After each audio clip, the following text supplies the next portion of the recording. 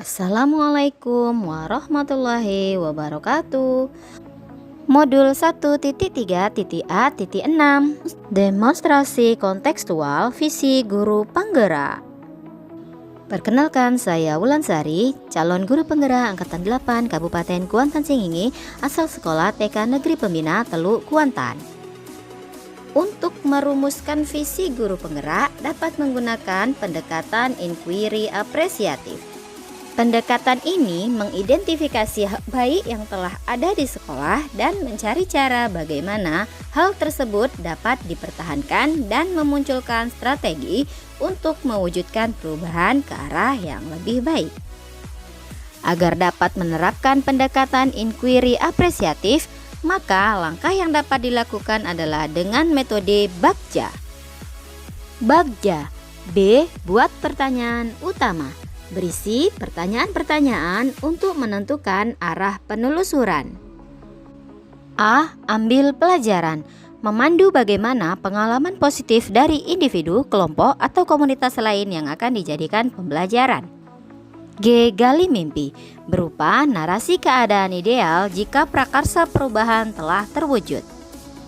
J. Jabarkan rencana. Mengidentifikasi tindakan-tindakan yang akan dilakukan.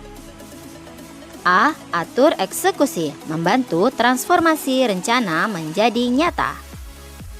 Visi guru penggerak yang saya rencanakan adalah terwujudnya generasi yang cerdas dan berkarakter profil pelajar Pancasila. Selanjutnya saya menentukan prakarsa perubahan, yaitu meningkatkan minat dan motivasi belajar anak melalui penerapan bermain sambil belajar. Berikut penjelasan rancangan Bagja yang telah saya susun. Rancangan Bagja yang pertama adalah buat pertanyaan utama. Pertanyaannya, yang pertama, apa yang harus saya lakukan untuk meningkatkan minat dan motivasi belajar peserta didik? Yang kedua, bagaimana cara meningkatkan minat dan motivasi belajar peserta didik? Daftar tindakan atau penyelidikan yang perlu dilakukan untuk menjawab pertanyaan. Yang pertama, mencari tahu faktor penyebab turunnya minat dan motivasi belajar peserta didik melalui refleksi pembelajaran baik dari peserta didik maupun gurunya. Kedua, berkolaborasi dengan guru sejawat untuk menemukan cara meningkatkan minat dan motivasi belajar peserta didik. Yang ketiga, mencari referensi dan praktik baik tentang cara meningkatkan minat dan motivasi belajar peserta didik melalui bermain. Yang kedua, ambil pelajaran. Pertanyaannya, yang pertama, siapakah guru yang ahli dalam meningkatkan minat dan motivasi belajar peserta didik melalui bermain? Yang kedua, permainan apa saja yang dapat digunakan? Yang ketiga, bagaimana memilih permainan yang tepat agar dapat meningkatkan minat dan motivasi belajar peserta didik? Selanjutnya, daftar tindakan atau penyelidikan yang perlu dilakukan untuk menjawab pertanyaan. Yang pertama, mencari referensi tentang tokoh guru yang ahli di dalam membuat permainan menyenangkan bagi peserta didik. Yang kedua, mencari referensi berupa permainan yang sesuai dengan peningkatan minat dan motivasi belajar peserta didik. Yang ketiga, gali mimpi. Pertanyaannya yang pertama, apakah permainan dalam pembelajaran dapat meningkatkan minat dan motivasi belajar peserta didik? Yang kedua, bagaimana agar pembelajaran melalui bermain dapat diterapkan pada guru kelas lain? Yang ketiga, apakah ada keterkaitan antara belajar melalui bermain dengan dimensi profil pelajar Pancasila? Selanjutnya, daftar tindakan atau penyelidikan yang perlu dilakukan untuk menjawab pertanyaan. Yang pertama, membuat lembar observasi tentang minat dan motivasi belajar peserta didik. Yang kedua, melakukan kolaborasi dengan teman sejawat untuk memberikan pembelajaran yang menyenangkan melalui permainan. Yang ketiga, mencari referensi tentang dimensi profil pelajar Pancasila dan berkonsultasi dengan orang yang kompeten tentang hal tersebut.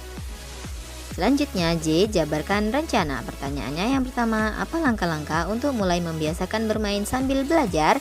Yang kedua, apakah permainan yang tepat untuk meningkatkan minat dan motivasi belajar peserta didik? Yang ketiga, bagaimana usaha menjaga keberlanjutan penerapan belajar sambil bermain agar terus dapat dilaksanakan dalam pembelajaran di kelas?